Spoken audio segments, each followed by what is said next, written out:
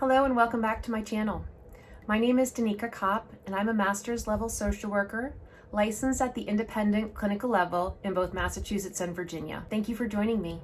Welcome to Therapy Thursday. Today's topic is parenting in COVID-19 and virtual school, the challenges and how to cope. It's a good topic. And it was one that was suggested, so thank you so much. I really appreciate your suggestion. So let's dive in. Parenting is hard on any day. I always tell the story that I tell parents I was an expert at parenting and then I had my daughter. And there were two distinct situations that I recall. These are the kind of situations that parents without the resources or the education or the support step over and they abuse their children. So I get it. I did not abuse my daughter. The kids are challenging. They're really challenging.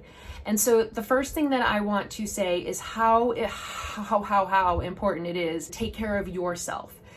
Your own ability to monitor and manage your emotions and your anger and frustration is going to be so key in modeling for your children how to kind of move through this crisis, which I'm not even sure we can still call crisis, ongoing way of living. This is challenging, that we're all still kind of stuck at home, the majority of us. And so now we have our kids home doing, the virtual school. We're doing our best to work, to live and, take care of our homes and parent and assist with the education of our children, and it's a lot. There's a major break you get when your child goes to school all day and you're able to kind of get things done. And for your child, it's also a major part of their routine. The first thing is we all just need to acknowledge this is really hard. And we just need to say that and remind ourselves of that and remind our kids of that we're all figuring this out. This isn't a situation that we've lived through before. And so we can kind of walk our kids through like, hey, this is how this goes. We're figuring this out together. And it's okay to tell your child that and to say, we're going to learn together and we're going to sort through and make mistakes together. And then we're going to figure out where we could have gone better and we're going to fix that. So that way you kind of normalize this process for your child. That's so key. So now I have some other tips and tricks. Okay, so the first thing I want to talk about is setting up your expectations for your kids. When my daughter was really little, I would always, before we left the house, I would sit with her and review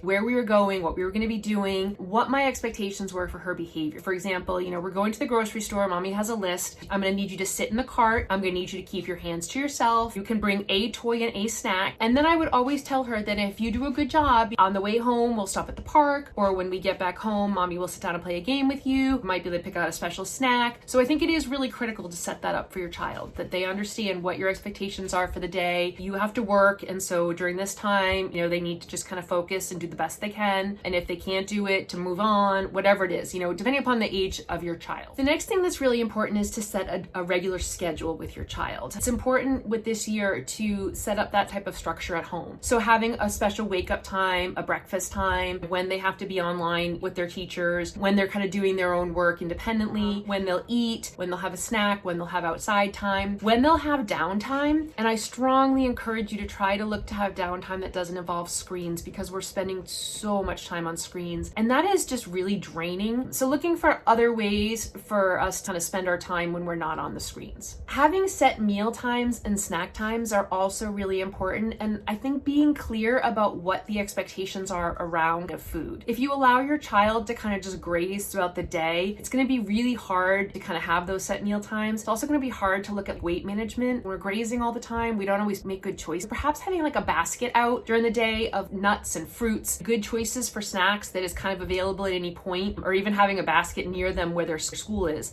They can grab, kind of a healthy snack at any point, making sure they have lots of water, that they're getting, good fluid intake, and then having kind of lunch planned out, and maybe even pack or plan a lunch the night before. So they're making their choices the night before about what's for lunch the next day. Really trying to stick to the proteins and the kind of healthier choices. The next area that's critical is bedtime. Your child needs to stick to a bedtime, and part of that is having a bedtime routine. So having the same way that they go to sleep every night. Brushing the teeth, getting into pajamas, washing their face, saying prayers, reading a book, whatever it is, to kind of do the same thing every night. And again, going back with screen time, to try to not have screens on after dinner time. Our brains are still thinking it's daytime then, and so we're not creating the melatonin that is naturally produced in our body to help us to get sleepy. The next area is to be physically active. This is so critical with us sitting in front of our screens all day. So kind of building in some of that time to go out and play. And I would even encourage you, if you can, to try to get out with them. Plan that around your lunch break. You too need some physical exercise. Doing a midday walk, going outside and playing with the dog, playing chase or throwing a ball, just anything that you can do to be physically active with your child. And then having a structure for their learning time, even perhaps using timers to help remind them, like either on their computer or their tablet or a phone, remind them to get online and go into that special room or whatever it is to meet with their teachers. They have a clear expectation of what that looks like. That's important. Let's talk about their kind of learning area. Kind of setting up a designated school area for your children is critical. And I know for some of us, like that might be the dining room table or the kitchen table. And so how can we kind of make it mobile for our children to be able to have what they need? And I'm going to post, hopefully, a picture up here and a suggestion for how to do that using dollar store items. I found a bunch of resources, so I'm going to post those all in the description. So your child's learning area needs to have their computer or tablet or whatever they're learning on. So having everything that they need to learn is going to be also really critical. The area they're in has their tablet or their computer that is charged and ready to go. They have headphones, that they have like a whiteboard or paper or something to kind of be taking notes or kind of jotting things down. What's great is that pocket protectors that make great whiteboards. The whiteboard markers, crayons, pencils, pens, different items they need. And so how can they kind of organize that? So the next thing that I would highly recommend that they have close to them is fidget things. Things that they can kind of squeeze and kind of play with, get some sensory things with to kind of keep their hands busy. And I would encourage your child that the goal is to kind of keep that like below the screen level, and that should be an expectation so that they're not distracting other children. Finding that right location within your house is also important. I know this is also challenging when you're trying to work from home, so have separate areas, which may be really hard when you have a smaller child who really needs to be more in your area doing school. How do you not have that distraction is a challenge. And I want to recognize that, for you to kind of just recognize that in yourself, that you're doing the best you can with what you have, giving yourself a little bit of grace. Being okay with not being okay is okay. So here are some other tips and tricks. Using a timer is a great brain trick. I find this can be helpful a lot of times with like the getting started. So figuring out like what's an amount that your child could probably sit and work for. So for some children, it might be like 5, 10, 15 minutes, and that's okay. Like you want them to be successful. So you want to go on the lesser side if you need to. For older children, it might be 30 minutes, 20 minutes, 45 minutes. It's very personal. You guys have to kind of figure that out. But the goal is that you set a timer, like use the phone, and the child basically just needs to dive in and get to work. So sometimes that helps to get started when you're like just set the timer and let's go. But using the timer, and so then when the timer goes off, the child gets a break. They can kind of get up and stretch, go fill their water bottle, and then come on back. If they're doing 5-minute stretches, it should be like a minute break. 15 to 20 minutes should be like a 5-minute break. 30 minutes or longer, maybe a 10 to 15 minute break. And then you start the timer and you sit down and you start working again. Like it's basically just this process. But knowing that it's chunked out is a brain trick to help you kind of just, okay, I can get started. I can kind of get going on this, okay? With younger children, I would say kind of like 4th grade and younger, using a sticker chart, finding out what their expectations are for the day and kind of writing them, and kind of like they get a sticker for each one, and at the end of the day, depending on how many stickers they get, like they get to pick a dessert or they get to pick like a family activity. Maybe they earn screen time that way to kind of figure out what works best for your family and your child. Schools use, they have behavior modification programs that they use and ways that they kind of encourage the children to behave. And so it's totally okay to use that at home. With younger kids, and with kids especially who have like ADHD and struggle to sit still, I strongly would recommend like taking masking tape or like blue painter's tape. Camera would be able to see them when they're standing up, but make a box or a circle on the ground that they can kind of move around in. The next suggestion is to set up a regular time to sit down with your child and kind of review how things are going. And again, reminding them that this is a process. This isn't just like an end game that like we all know what we're doing. We're all learning this and figuring this out. So allow your child to kind of say like, this isn't working for me, and maybe brainstorm with them. What would work better then? Like, how can we make this easier for you? And be open to their suggestions. Obviously, I don't want to go to school. That's not, okay, I understand that. And there are days I don't want to go to work either, but unfortunately that's not the choice. So how can we work with what we have to make a better choice? Like empathize that, yeah, there are days I don't feel like working either. I get it. It's okay to feel that way.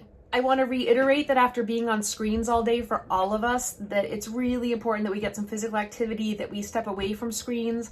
I know that we kind of get off work and then we want to kind of get on our phones or we watch TV. And so modeling for your children, especially with all the screens we're getting in, how important it is to step away and kind of find other things to do, to find what are the things that bring you joy as a human, and using those things to kind of help sustain you. So, okay, let's go back to just being a parent.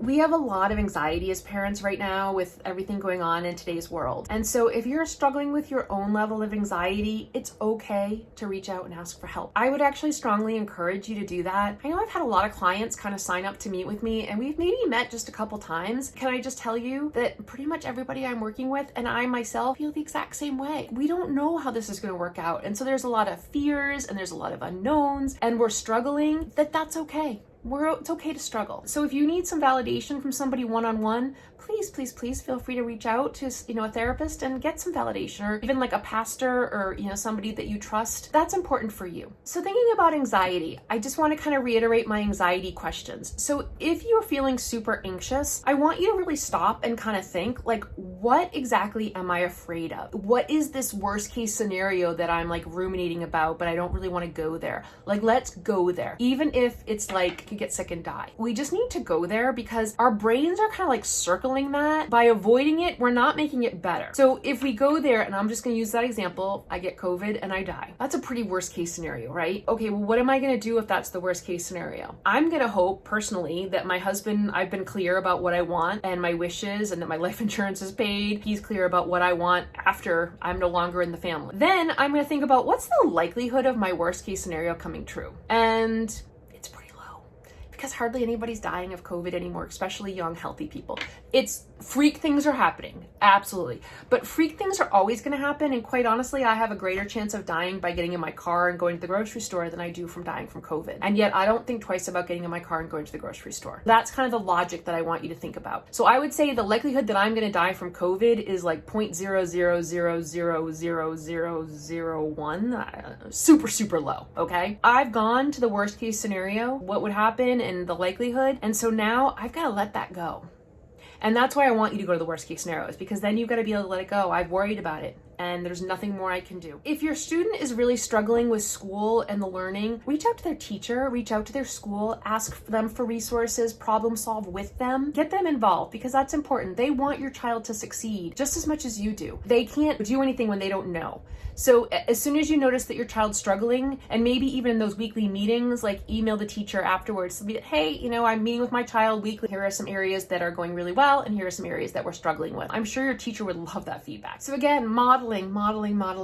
As a parent, it's so important that you're taking care of you. Are you eating well? Are you getting enough sleep? Are you doing things that bring you joy? Are you taking care of you? Because you need to model that for your child. Perhaps every day as a family, you should sit down and one thing that went well today, or one thing they're happy about from today. The idea is to focus on, there is good in the world. I know things are hard right now, but there's always a good thing you can find throughout one day. That helps us to begin to look for a good thing every day, and then we start to notice that there's actually more than just one good thing every day. We're helping your child to learn how to spend more time on the positive side of the coin as opposed to dwelling in the negative side. I want to strongly encourage you to let go of your guilt. You don't need to carry that right now. I know that's easier said than done. You can't change the situation. All you can do is offer your best to your child, and I highly encourage you to do that, but to do that with grace, to let your child see that when you screw up, how do you make it right, and how do you own kind of those feelings that maybe you weren't really proud of, but that happen, what you're going to do differently or how you're going to try to handle that differently. Such a great model for children as to how to handle hard emotions. Also remembering that guilt doesn't help us in any way. Guilt just brings us down. We're doing our best, and some of us have better resources than others, and some of us have better coping than others, but we're all just really trying to do our best. Thanks for joining me.